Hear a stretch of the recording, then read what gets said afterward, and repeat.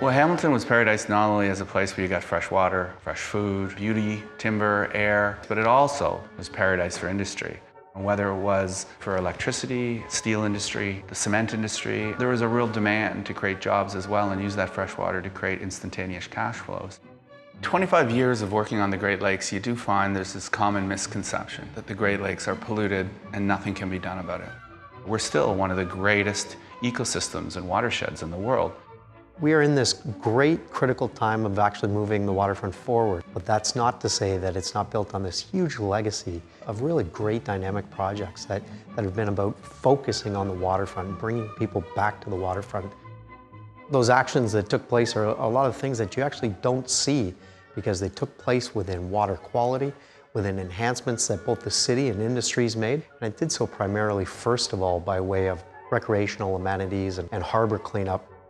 Lower emissions, better standards as it relates to drinking water discharge back into the harbor.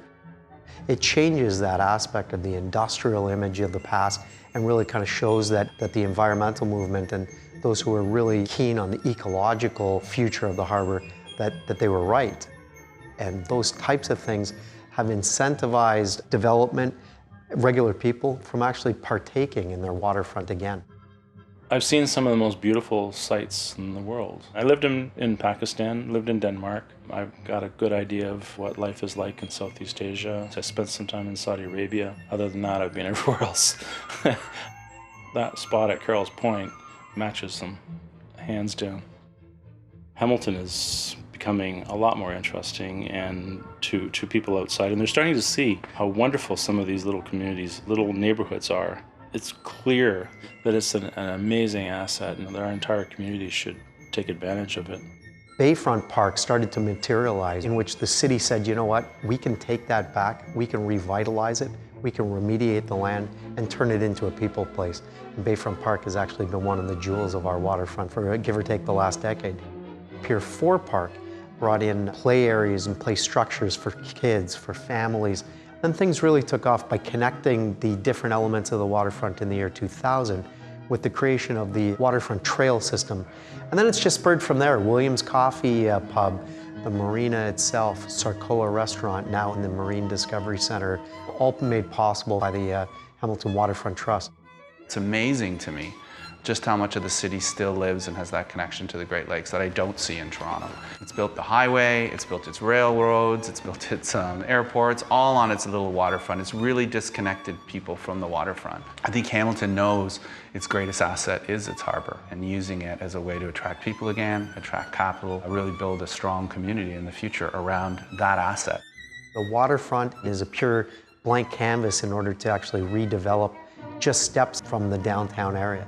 Our plan really calls for density targets that are transformative in nature, but yet they're at a scale and size that don't dwarf the existing neighborhood. With an 8-story height limit on any building that actually takes place down there, so that no one will go down and look at just a curtain of glass or huge towers. The entire shoreline is rehabilitated. The entire marina will be rebuilt. New employers will open up their shops there and say it's a great place to actually work.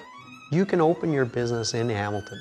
You can be located on a place like the waterfront. You could have your office on the waterfront or in proximity. You can be close to your clients can be close to you. We're perfectly located within the Greater Toronto-Hamilton area, adjacent to 2 key 400 series highways. You're right on an international shipping port. There's rail connections as it relates to cargo in order to take advantage of the broad 6 million population market that kind of lies within the area.